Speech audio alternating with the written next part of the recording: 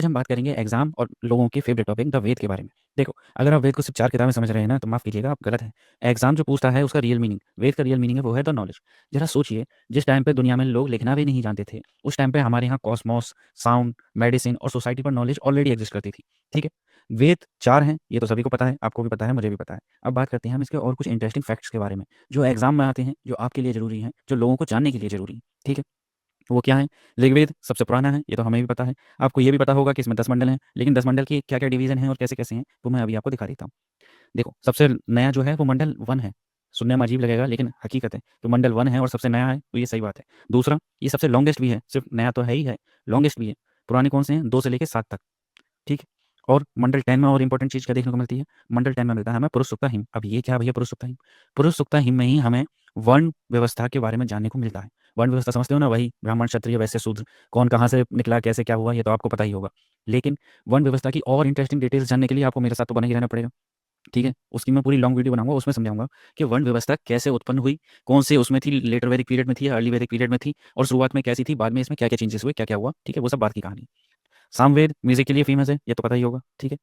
और यजुर्वेद और अथर्ववेद में क्या-क्या है? यजुर्वेद देखो यहाँ कन्फ्यूज़न होती है कि अथर्ववेद और यजुर्वेद में क्या है? यजुर्वेद में सैक्रिफ़ाइस या वर्शिप के लिए नियम हैं। ये क्या होते हैं जैसे यज्ञ वगैरह करते हैं अपने लोग, तो उसमें क्या-क्या हवन में आहुति पड़ेगी, क्या-क्या चीज़ें हम डाल सकते हैं, क्या-क्या चीज़ें मना हैं, वो सब किसमें है? वो सब यजुर्वेद में है। अथर्ववेद में क्या है? अथर्ववेद में जादू, छू वो आपने सुना होगा इंद्रजाल वगैरह, ठीक है? वो सब इसमें वो अथर्ववेद की कहानी है। और क्या है इसमें? सिर्फ़ जादू ही नहीं, मेडिसिन भी है। हल मतलब ऐसा समझ लीजिए काफ़ी हद से ज़्यादा बीमारियों के इलाज अथर्ववेद में मिल जाता है और लोग अपने आप को डेवलप समझते हैं, ठीक है? ये ऋग्वेद, सामवेद, यजुर्वेद, अथर्ववेद इन सब की डिवीज़न और क्या-क्या हैं? और डिवीज़न है ये, संहिता और ब्राह्मण मतलब ये अपने आप में 4 में बार डिवाइडेड है हर सारे वेद। ऋग्वेद, यजुर्वेद ये सब मैं बता चुका अपने पिछले शॉट में। आप इसमें समझिए कि वो 4 कौन-कौन से हैं। पहले 2 तो ये हैं संहिता और ब्राह्मण। संहिता और ब्राह्मण में क्या है? संहिता में कोर मंत्र हैं, जो बिल्कुल कोर मंत्र होते हैं ना, जो ओरिजिनल चीज़ है, वो किसमें है? वो संहिता में है। ब्राह्मण में क्या है? उनका एप्लीकेशन है।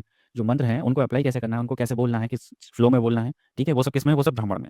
और 2 पार्ट क्या रह जाते हैं? वो 2 पार्ट हैं, ये आरण्यक और उपनिषद। अरण्यक में क्या है?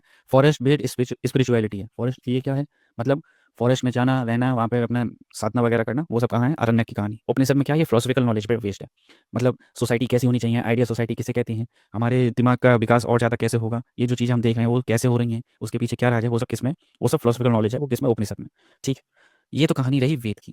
इसमें और ज़्यादा इंपॉर्टेंट चीज़ें और भी रह जाती हैं, जैसे मैंने पिछली वीडियो में बताया था कि जितने भी वेद हैं, ये सब 2-2 पार्ट में और डिवाइडेड हैं, शुक्ल और शाखा कौन-कौन से डिवीज़न में हैं, वो सारी चीज़ें मैं अपनी नेक्स्ट वीडियो में बताऊँगा। वो सारी चीज़ों को जानने के लिए आप हमारे साथ बने रहें, ठीक है? कि वैदिक सोसाइटी कैसी थी, वर्ण सिस्टम तब था या नहीं था, कैसे लिखा है, क्या लिखा है, वो सारी चीज़ें वो सब मैं उसमें बताऊँगा, ठीक है? आपके लिए हमारी पूरी टीम ने ये प्रहार सीरीज़ लॉन्च करी है यूपीएसआई के लिए।